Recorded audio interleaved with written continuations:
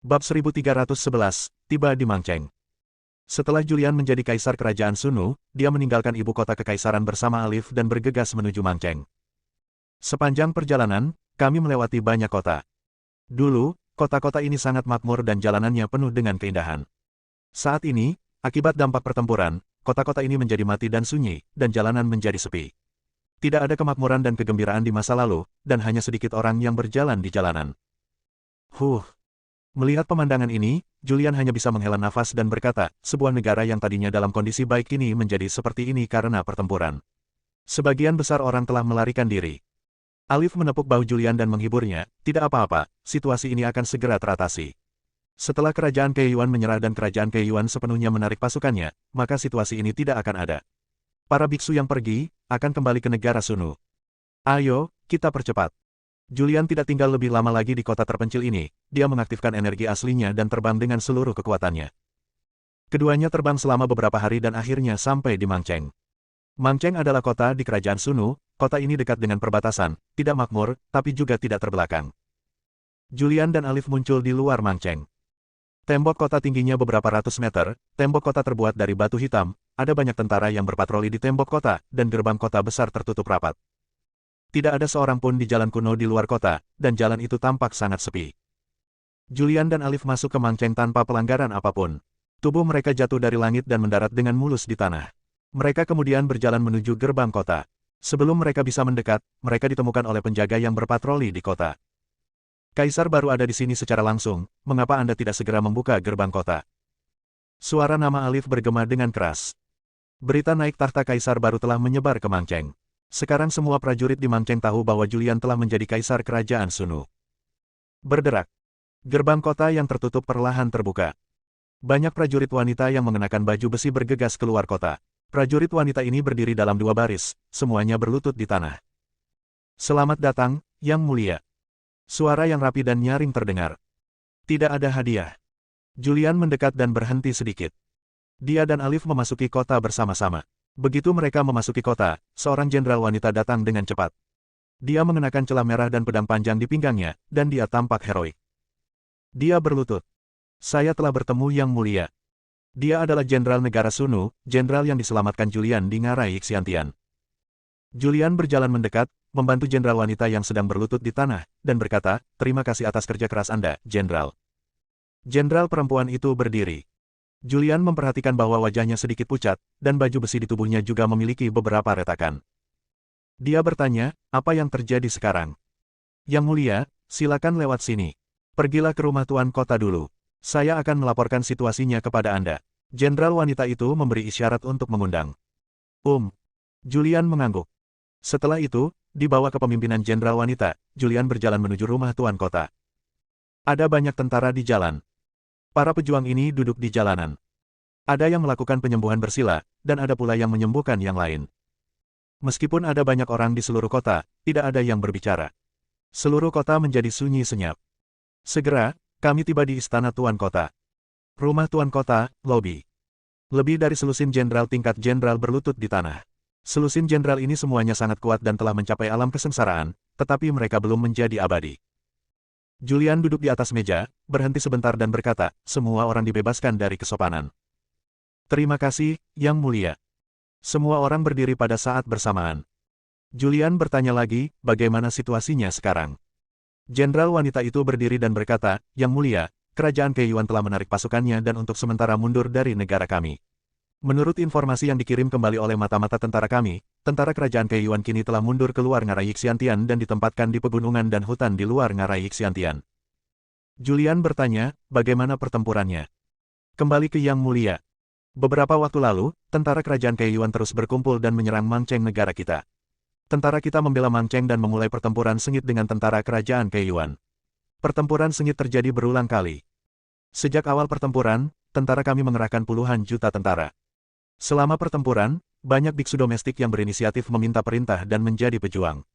Total sekitar 40 juta biksu bergabung, ditambah puluhan juta tentara, total 50 juta tentara bergabung dalam pertempuran.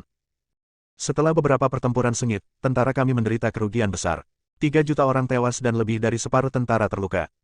Jenderal wanita tersebut sempat melaporkan situasi pertempuran beberapa waktu lalu. Ketika Julian mendengar ini, dia tidak bisa menahan cemberut. 3 juta orang tewas dalam pertempuran tersebut, yang merupakan angka yang mengerikan.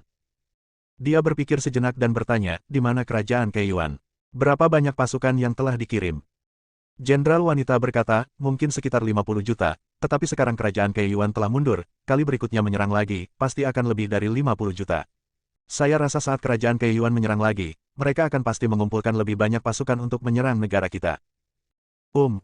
Julian mengangguk. Alif di samping bertanya, Saudara Visser, apa yang akan kamu lakukan selanjutnya? Julian mengusap pelipisnya dengan lembut, berpikir sejenak, dan berkata, kerajaan Keiyuan sangat ambisius. Dilihat dari pertempuran sebelumnya, kerajaan Keiyuan pasti akan memenangkan kerajaan Sunu. Negosiasi tidak mungkin dilakukan. Satu-satunya cara sekarang adalah mengambilnya. Jika kamu takut, kerajaan Keiyuan akan menyerah. Alif sedikit mengernyit dan berkata, sejauh yang saya tahu, kerajaan Keiyuan adalah negara paling kuat di dunia. Ada banyak sekte dan keluarga di negara ini. Jika kerajaan Keiyuan membujuk sekte dan keluarga domestik untuk bergabung dalam perang, kerajaan Sunu tidak akan mampu melawan. Apakah kamu ingin bersaing dengan seluruh kerajaan Keiyuan sendirian? Julian memasang ekspresi pahit di wajahnya dan berkata, saya belum menjadi abadi. Bagaimana saya bisa memiliki kekuatan ini?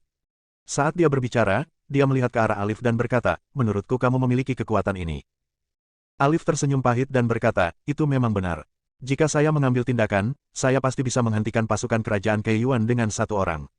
Namun, dari apa yang saya pahami, ada juga orang-orang super kuat yang ditempatkan di kerajaan Keiyuan. Jika saya ikut berperang dan mengalahkan pasukan kerajaan Keiyuan, dan orang-orang super kuat di kerajaan Keiyuan mengambil tindakan, kerajaan Sunu juga akan hancur. Julian memandang jenderal wanita di bawah dan bertanya, negara bagian manakah yang telah dicapai oleh negara terkuat di kerajaan Keiyuan? Jenderal wanita berkata, menurut intelijen, orang terkuat di kerajaan Keiyuan adalah pemimpin sekte Keiyuan. Orang ini adalah Raja Abadi, dan kekuatannya berada di sekitar alam abadi tingkat 8. Surga ke-8 di negeri dongeng. Julian sedikit mengernyit. Dia memang bisa membunuh makhluk abadi. Tetapi menghadapi orang-orang kuat dari keabadian tingkat ke-8, tidak ada yang bisa mereka lakukan. Setelah berpikir sejenak, dia berkata, semuanya, silakan turun dan istirahat dulu. Saya akan membahas tindak lanjutnya dengan Generalissimo. Perang bukanlah permainan anak-anak. Satu keputusan yang salah dapat menyebabkan kematian ribuan orang. Jika dia tidak bisa bertindak gegabah, dia harus melakukan pendekatan yang komprehensif. Ya. Jenderal perempuan pergi bersama beberapa jenderal. Segera, hanya Julian dan Alif yang tersisa di ruang pertemuan. Julian melirik ke arah Alif dan bertanya, Saudara Alif, saya tidak dapat melihat melalui kultivasi Anda. Berapa tingkat kekuatan Anda? Bab 1312, Vivi menjadi abadi. Julian tidak bisa melihat dunia Alif. Hanya ada dua hasil. Budidaya pedang Alif tidak dapat diduga dan mencapai kondisi yang tidak dapat dia tembus. Yang kedua adalah Alif telah mempraktikkan teknik menyembunyikan tingkat kultivasinya. Alif tersenyum dan berkata, kekuatan saya tidak terlalu tinggi, saya baru saja mencapai tingkat keempat dari negeri dongeng. Tidak buruk, sangat kuat. Julian mengangguk ringan.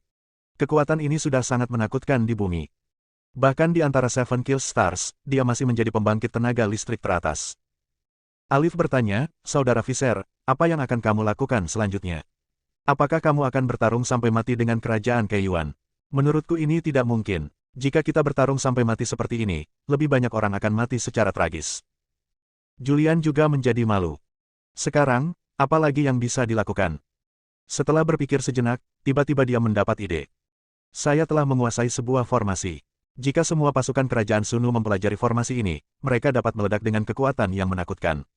Namun, perlu waktu untuk mempelajari formasi ini. Dalam waktu singkat, tentara Sunu tidak bisa menguasai formasi ini. Alif berkata, Anda adalah kaisar, Anda dapat mengambil keputusan. Jika Anda ingin bertarung sampai mati, saya pasti akan menjadi orang pertama yang bergegas ke garis depan. Saya khawatir jika saya mengambil tindakan, itu akan membangkitkan kemarahan para dewa abadi kerajaan Keiyuan. Dalam hal ini, para dewa abadi kerajaan Keiyuan akan menjadi yang pertama bergegas ke garis depan. Jika semua orang kuat dikirim, tidak akan ada ruang untuk bermanuver di kerajaan Sunu. Julian dengan lembut menyentuh pelipisnya dan berkata, saya akan memikirkannya lagi. Baiklah, aku turun dulu. Alif berbalik dan pergi. Segera setelah itu, Julian juga pergi. Sekarang, menghadapi kerajaan Keiyuan, dia tidak memiliki solusi yang baik untuk saat ini, jadi dia tinggal sementara di rumah tuan kota. Tentara kerajaan Keiyuan mundur untuk sementara waktu, dan keadaan belum berada dalam kesulitan. Setelah kembali ke kamar, Julian duduk di tempat tidur dan dengan lembut menyentuh pelipisnya. Kemudian, pikirannya bergerak, dan tubuhnya berubah menjadi sisa cahaya dan memasuki rumah abadi. Rumah abadi, rumah tuan kota, halaman belakang. Tempat dengan pemandangan indah. Beberapa orang berkumpul. Orang-orang ini adalah King Kotake, Kevin, dan Kailin. Mereka bertiga mengambil buah bodi dan mundur untuk jangka waktu tertentu. Sekarang mereka telah menyempurnakan buah bodi dan kekuatan mereka meningkat pesat. Hari-hari di rumah abadi ini adalah tentang pelatihan. Benar-benar membosankan. Kevin memegang segelas anggur dan berkata dengan ekspresi nostalgia di wajahnya, aku masih menyukai hari-hari ketika aku bertarung dengan bos di hutan belantara selatan. Apa lagi yang kita bicarakan? Sebuah suara terdengar. Mereka bertiga mendengar suara itu dan menoleh, hanya untuk melihat Julian berjalan mendekat, dan mereka bertiga berdiri pada saat yang sama. Bos. Saudara Visser. Saudara Visser. Mereka bertiga berbicara hampir bersamaan. Julian mendekat, duduk di kursi batu di sampingnya, mengambil anggur di atas meja, dan menyesapnya. Kevin membungkuk dan bertanya sambil tersenyum, Bos, ada apa? Apakah kamu terlihat sedih? Julian menghela nafas. Lalu, dia menceritakan segala hal tentang apa yang terjadi di dunia luar. Faktanya, dia tidak takut dengan pasukan kerajaan Keiyuan. Jika dia mengirimkan 400.000 pasukan di rumah abadi untuk membentuk formasi penghancur Dewa Sembilan Surga, ditambah dengan monumen langitnya yang tak ada habisnya, dia pasti akan mampu menyapu kerajaan Keiyuan. Namun, ini adalah kartu asnya dan dia tidak ingin membeberkannya. Sebaliknya, dia tidak pernah bisa melihat melalui Alif. Saat berhadapan dengan Alif, lebih baik menyimpan beberapa rahasia. Setelah mendengarkan kata-kata Julian, Kevin siap untuk bergerak dan berkata, berjuang, aku paling menyukainya. Bos, tolong keluarkan aku. Aku akan membantumu mengalahkan kerajaan Keiyuan. Julian sedikit menyerah dan berkata, tidak, negara Sunu adalah tempat yang sangat istimewa. Laki-laki tidak bisa tinggal di negara Sunu lebih dari sebulan. Jika lebih dari 1 bulan, mereka akan terkontaminasi oleh kutukan. Kevin terkejut dan berkata, aneh sekali. Apakah ada tempat yang aneh di dunia ini? Julian mengangguk, lalu menceritakan beberapa sejarah 7 pembunuhan bintang surgawi. Hei, sayang sekali. Kevin menghela nafas, lalu tersenyum, namun, ini adalah kesempatan bos. Setelah bos menyelesaikan masalah ini, memperoleh ilmu pedang tertinggi, dan memperoleh teknik kutukan, kekuatannya akan menjadi lebih tinggi. Hei, aku akan mencari Zuzu untuk mendiskusikannya. Julian benar-benar tidak punya pilihan. Satu-satunya cara sekarang adalah dengan menggunakan formasi penghancur Dewa Sembilan Surga. Namun, dalam waktu singkat, pasukan kerajaan Sunu tidak dapat menyelesaikan arai 9 Dewa Penghancur Surga. Dia ingin pergi ke Zuzu dan bertanya apakah Zuzu dapat menyederhanakan arai 9 Dewa Penghancur Surga sehingga para prajurit kerajaan Sunu dapat menggunakannya dalam waktu singkat. Jika Anda bisa memahaminya, maka krisis negara perempuan utama akan bersentuhan. Kekuatan keseluruhan prajurit kerajaan Sunu jauh lebih tinggi daripada 400.000 pasukan di rumah abadi. Bahkan jika mereka memahami versi sederhana dari formasi penghancur Dewa Sembilan Surga, kekuatannya masih menakutkan. Dia menutup matanya dan merasakan istana peri. Saat kekuatannya meningkat, area penginderaannya di Immortal Mansion meningkat. Dia merasakan bahwa Zuzu sedang mengasingkan diri di sebuah istana jauh di dalam kota. Namun, istana ini adalah area terlarang baginya. Ini benar-benar merepotkan. Julian mengerutkan kening. Setelah itu, komunikasi rahasia dengan Zuzu dimulai. Aku menelepon beberapa kali berturut-turut, tapi Zuzu tidak menjawab. Ayah. Sebuah suara datang. Julian mendongak dan melihat seorang wanita cantik mendekat. Dia mengenakan gaun ungu dan terlihat sangat mirip dengan Sarah. Vivi. Julian berdiri, dengan sedikit rasa sayang di wajahnya. Ayah, biarkan aku membantumu. Vivi datang, melihat ke arah Julian, dan berkata, saya mengambil buah bodi dan mundur ke rumah waktu untuk jangka waktu tertentu. Saya sekarang telah menjadi abadi, dan wilayah saya telah mencapai keabadian tingkat kelima. Keabadian tingkat kelima. Julian tercengang. Dalam ingatannya, Vivi masih anak-anak, tetapi dalam sekejap mata, Vivi menjadi dewasa, dan sekarang kekuatannya telah mencapai tingkat keabadian kelima. Vivi memiliki ekspresi bangga di wajahnya yang cantik dan berkata, saya lebih baik dari Anda sekarang dan saya dapat membantu Anda. Keluarkan saya dan saya akan membantu Anda membunuh musuh. Wajah Julian menjadi gelap dan dia berkata dengan dingin, nak, musuh apa yang kamu bunuh? Kamu harus lebih memperhatikan gosip makanan, kosmetik, dan hiburan. Vivi memutar matanya sedikit dan berkata, ini tidak ada di bumi. Terlebih lagi, bahkan di bumi, apa yang kamu bicarakan hanyalah tentang waktumu.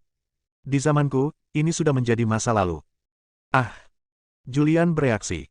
Ya, semua ini sudah berlalu. Hari ini adalah akhir dari umat manusia. Vivi, aku tidak ingin kamu berkelahi dan membunuh. Julian berkata dengan tulus.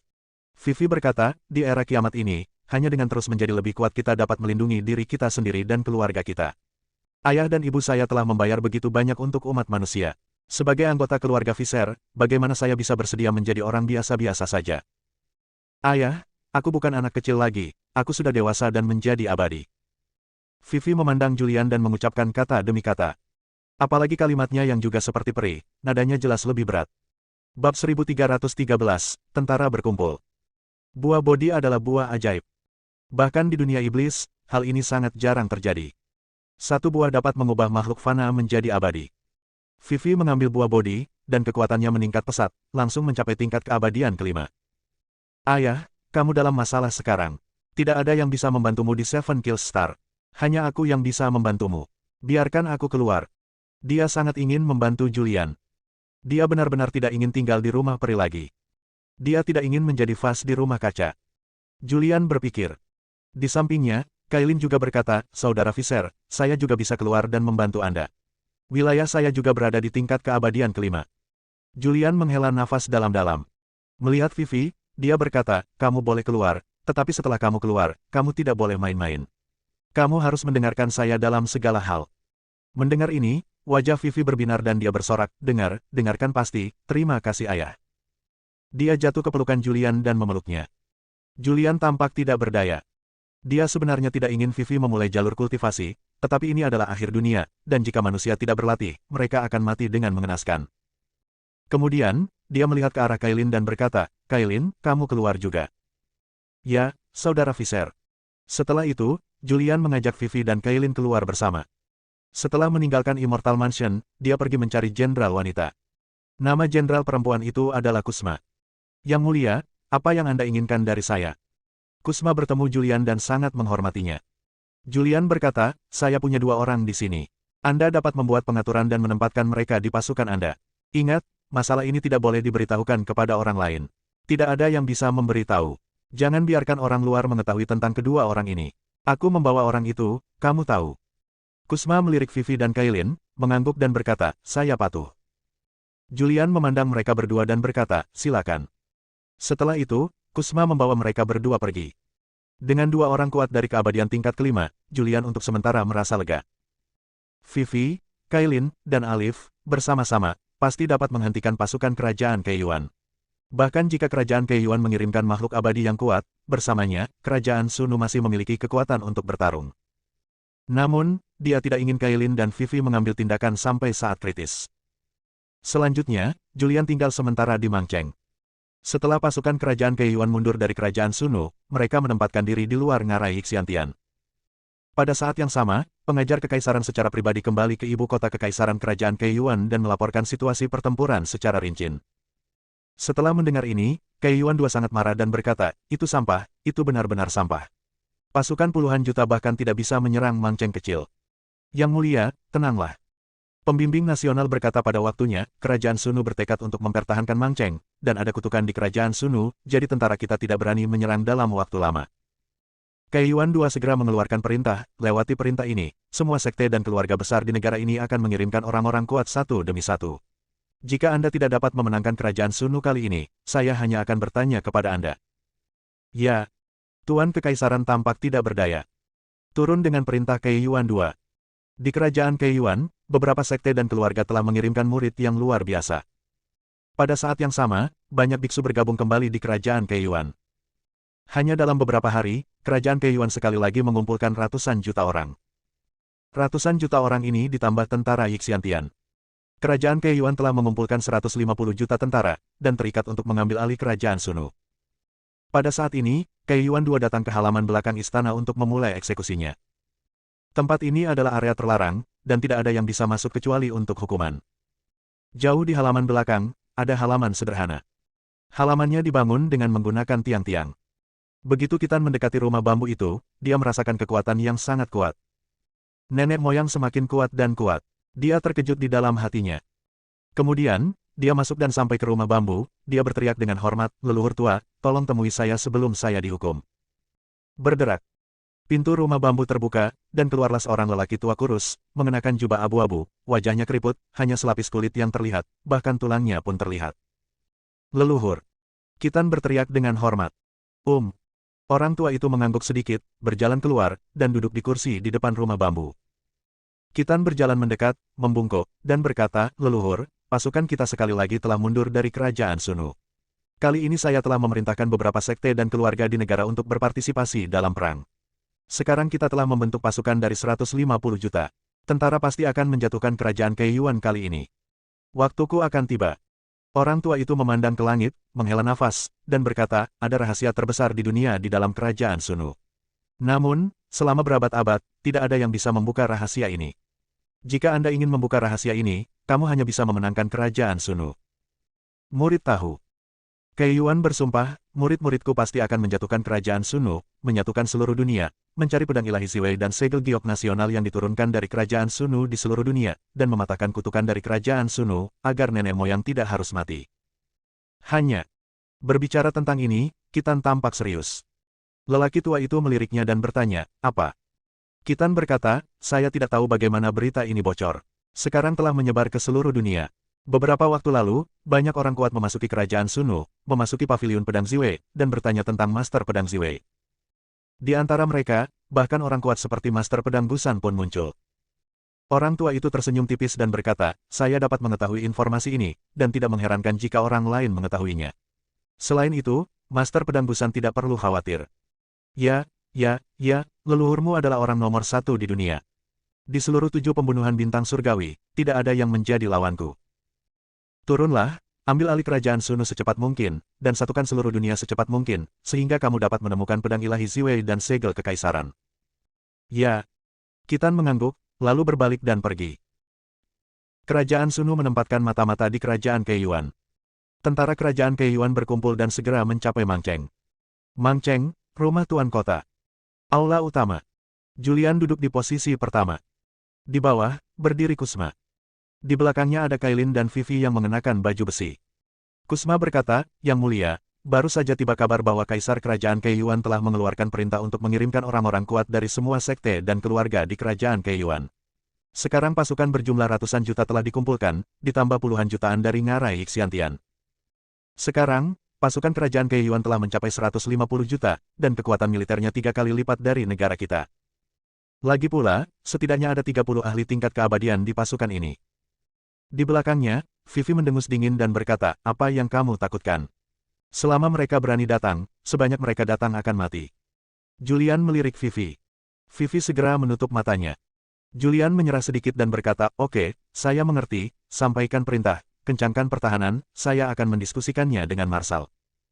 Bab 1314, "Aku di sini, jangan takut." Semua orang dievakuasi, hanya menyisakan Julian, Alif. Julian memandang Alif, dengan sedikit kekhawatiran di ekspresinya, dan bertanya, "Saudara Alif, apa yang harus kita lakukan sekarang?" Ekspresi Alif juga sangat serius. Kali ini, kerajaan Keiyuan bertekad untuk menjatuhkan kerajaan Sunu, dan jumlah orang yang dikirim melebihi 150 juta. Selain itu, kekuatan keseluruhan biksu kerajaan Keiyuan jauh lebih tinggi dibandingkan kerajaan Sunu. Dari segi kekuatan dan jumlah, kerajaan Keiyuan mengalahkan kerajaan Sunu. Dia berpikir sejenak dan berkata, "Sekarang, satu-satunya ketergantungan kita adalah kutukan khusus kerajaan Sunu. Menurut ide saya, kita mengevakuasi ibu kota kekaisaran dan mempertahankan ibu kota kekaisaran. Bahkan jika pasukan kerajaan Keiyuan maju dengan kecepatan penuh, akan memakan waktu 10 hari untuk mencapai ibu kota kekaisaran. Jika kita menunda di ibu kota kekaisaran selama beberapa hari, selama mereka tidak dapat melakukannya, mereka akan cemas dan berangkat sebelum sebulan. Kalau tidak peduli berapa banyak orang yang datang, mereka akan mati." Julian mendengarkan dengan seksama. Apa yang dikatakan Alif memang sebuah solusi. Namun, ini hanya bisa digunakan ketika Anda sedang putus asa. Sebab, selama ini ia juga mengenal kerajaan Sunu. Di kerajaan Sunu, tidak hanya ada biksu, tetapi juga beberapa orang dengan kekuatan sangat rendah, dan bahkan orang biasa yang tidak memiliki kultivasi. Wanita-wanita biasa ini merupakan sepertiga dari orang-orang yang mengaku kalah di kerajaan Sunu. Sekarang, banyak biksu yang kuat telah pergi, dan sisanya lemah atau tidak memiliki kultivasi. Dengan banyaknya orang, jelas tidak realistis untuk mengevakuasi mereka semua ke ibu kota kekaisaran. Julian berhenti sebentar dan berkata, "Ini tidak mungkin. Ada terlalu banyak orang biasa di kerajaan Sunu. Begitu kita mengevakuasi ibu kota kekaisaran, orang-orang biasa ini tidak dapat mengikuti kita. Ketika pasukan kerajaan Keiyuan masuk, orang-orang biasa ini akan mati menyedihkan." Julian tahu betapa kejamnya kerajaan Keiyuan.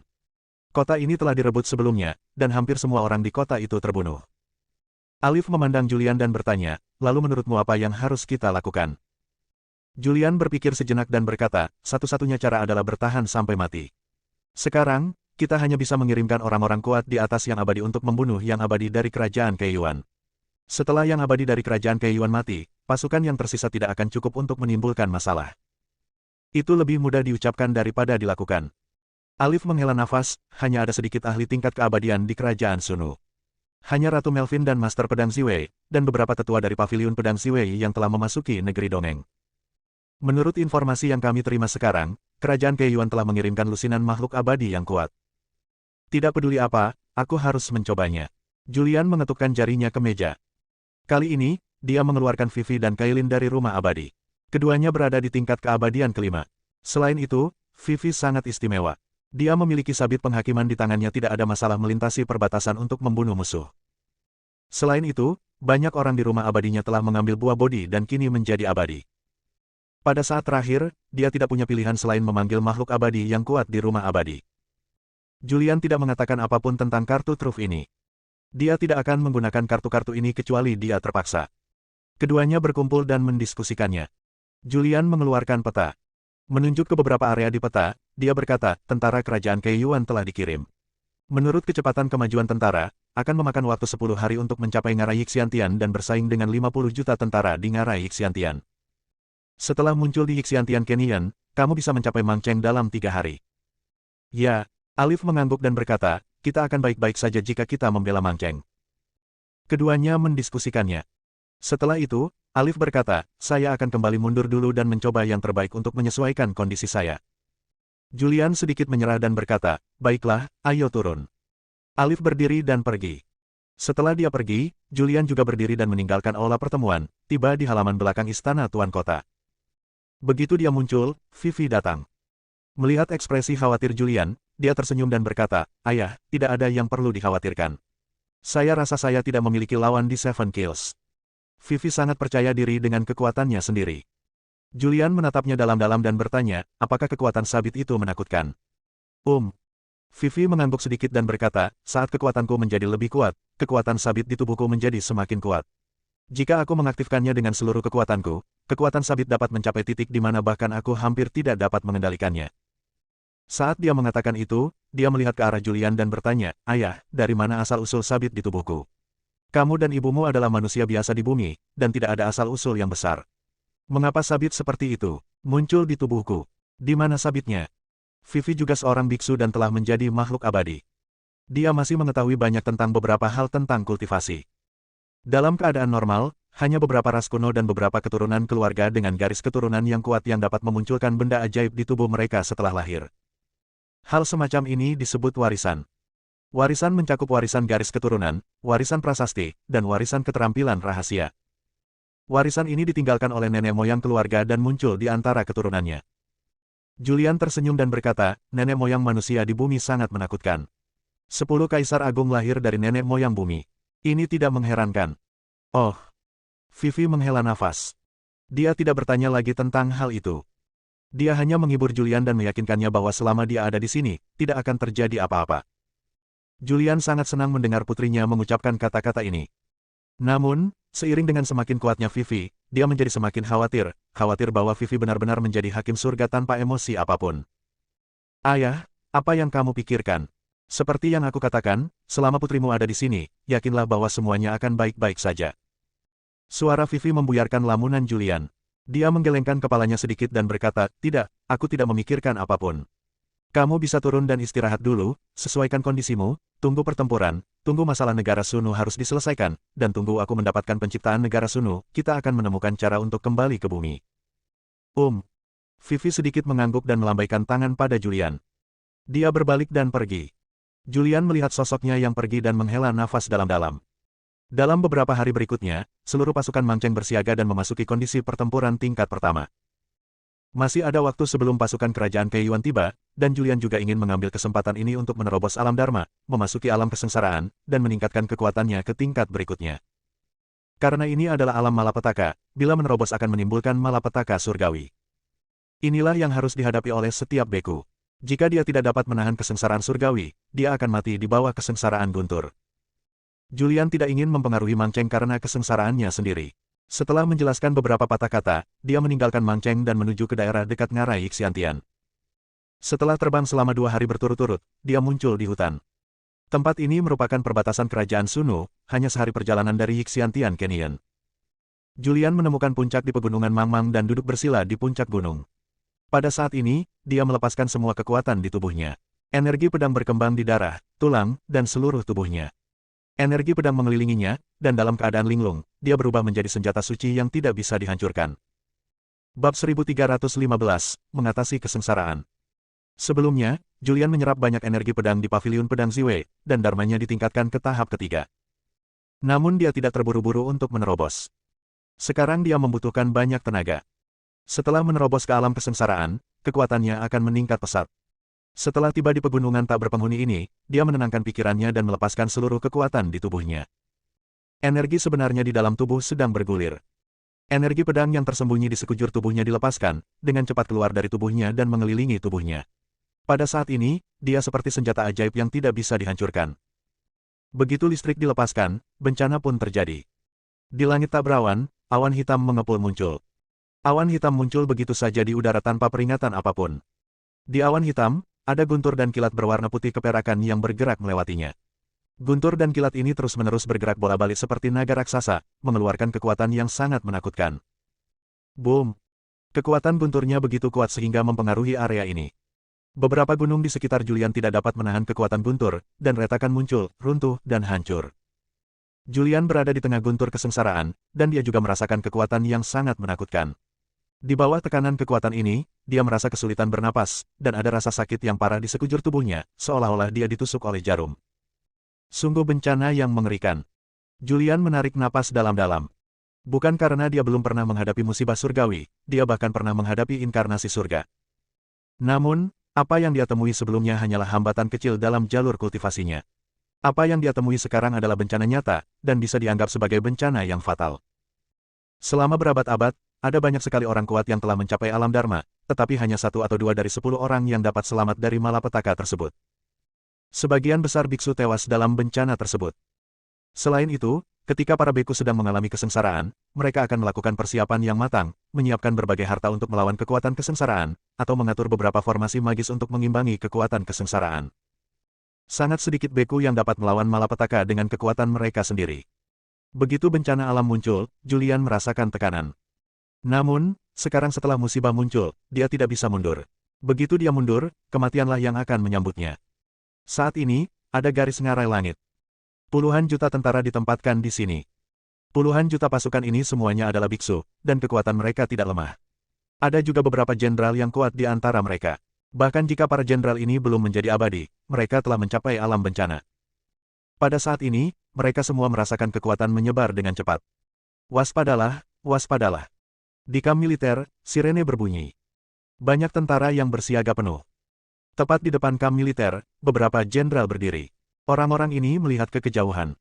Di bawah pandangan mereka, mereka melihat awan hitam mengepul berkumpul di langit di daerah yang sangat jauh. Oke, betapa dahsyatnya kekuatan bencana surgawi. Siapa yang mengalami kesengsaraan? Saya belum pernah mendengar kekuatan seperti ini. Meskipun tempat Julian melintasi kesengsaraan masih 1 hari perjalanan dari ngarai Xiantian, para pejuang di ngarai Xiantian masih merasakan kekuatan kesengsaraan. Kekuatan ini menghancurkan mereka, dan mereka tidak berani bergerak. Sepertinya jika mereka bergerak sedikit saja, tubuh mereka akan terkoyak oleh kekuatan yang kuat. Mang Cheng. Ada banyak orang berdiri di tembok kota Mang Cheng. Alif, Kusma, Vivi, Kailin, dan lainnya. Ekspresi Vivi memiliki kesungguhan yang langka, dan dia bergumam di dalam hatinya, apakah ini ayah saya yang sedang mengalami kesengsaraan? Mengapa kekuatan kesengsaraannya begitu kuat? Saya telah mencapai keabadian tingkat kelima, tetapi menghadapi kekuatan kesengsaraan ini, dan juga merasa takut. Di sampingnya, Kailin melirik ke arah Vivi dan tidak bisa menahan diri untuk tidak berkata, sungguh kekuatan bencana surgawi yang sangat kuat. Vivi mengangguk dengan sungguh-sungguh. Kusma juga melihat ke kejauhan. Dia bisa merasakan ada kesengsaraan surgawi yang muncul di tempat yang sangat jauh. Dia juga bisa merasakan kekuatan kesengsaraan surgawi tidak sebanding dengan orang lain, terlalu kekanak-kanakan. Alif tidak bisa menahan nafas dalam-dalam dan berkata perlahan, kekuatan kesengsaraan surgawi ini terlalu menakutkan. Bahkan makhluk abadi pun akan menjadi sampah oleh kesengsaraan surgawi di hadapan kekuatan seperti itu. Di langit, semua biksu di Mangcheng dapat merasakan kekuatan bencana surgawi Julian. Ribuan biksu sedang mengawasi area tempat Julian berada. Di pegunungan Mangmang, Julian duduk bersila di puncak gunung, dengan awan hitam mengepul di langit. Di awan, beberapa petir kecil terus berjatuhan, dan pegunungan di sekitarnya hancur. Meski ia merasakan tekanan saat dihadapkan pada kekuatan yang terpancar dari guntur kesengsaraan. Tapi, itu hanya sedikit tekanan. Bahkan jika kekuatan yang dipancarkan oleh awan bencana tidak dapat ditahan, maka tidak perlu bertahan dari bencana ini. Julian. Pada saat ini, sebuah suara datang dari Immortal Mansion. Suster Zuzu. Julian berteriak dengan penuh semangat. Setelah sekian lama, Zuzu akhirnya angkat bicara. Saat ini, ada ruang retret di Immortal Mansion. Zuzu perlahan membuka matanya, dan wajahnya cukup merona saat ini. Awalnya, dia dengan sepenuh hati menyembuhkan luka-lukanya, tetapi dia merasakan kekuatan kesengsaraan datang dari dunia luar. Seorang biksu yang mengatasi kesengsaraan adalah salah satu momen terpenting dalam hidupnya. Dia tidak ingin sesuatu terjadi pada Julian. Julian, kesengsaraan surgawi adalah bagian terpenting dari seorang beku. Selama berabad-abad, setiap beku yang mengatasi kesengsaraan telah mencoba segala cara untuk menghindari kekuatan kesengsaraan surgawi, tetapi ini salah. Kesengsaraan surgawi adalah cara terbaik untuk meredam pikiran Tao dan melemahkan tubuh fisik. Manfaat yang diperoleh dari menempa tubuh seseorang selama kesengsaraan surgawi sangatlah besar. Suara Zuzu datang dari Immortal Mansion dan terngiang di benak Julian. Apa yang harus Anda lakukan sekarang bukanlah melawan kekuatan kesengsaraan surgawi, tetapi membiarkan kekuatan kesengsaraan surgawi menyerang Anda. Mendengar ini, Julian mengerutkan kening. Di lain waktu, dia mungkin akan mencobanya. Namun, kini menghadapi malapetaka, ia merasakan tekanan. Menurut idenya, ia ingin menggunakan kekuatannya sendiri untuk melawan kekuatan malapetaka tersebut. Bahkan jika dia menggunakan kekuatannya sendiri untuk melawan, Julian tidak begitu yakin. Jangan melawan sekarang dan biarkan bencana menyerang. Kak Zuzu, kamu tidak salah. Kekuatan fisikku tidak cukup kuat untuk menahan bencana alam. Zuzu berkata, ini adalah kesempatan bagus. Jika Anda ingin membuat tubuh Anda lebih kuat, Anda harus melalui musibah ini. Hush. Julian menarik napas dalam-dalam dan berkata, saya akan mencoba yang terbaik. Jika tidak berhasil, maka saya harus menyerah. Yah, cobalah yang terbaik. Jika tidak berhasil, jangan dipaksakan. Bagaimanapun, hidup itu penting. Julian menatap ke langit. Awan hitam mengepul di langit, dan segalanya menjadi gelap gulita. Saat petir putih keperakan melewati awan, cahaya putih menerangi area sekitarnya. Ayo. Julian tampak bertekad. Karena Zuzu berkata ini adalah kesempatan bagus, dia harus memanfaatkannya. Apalagi kekuatan fisiknya sudah mencapai level ekstrim dan sulit untuk ditingkatkan lagi. Bersambung.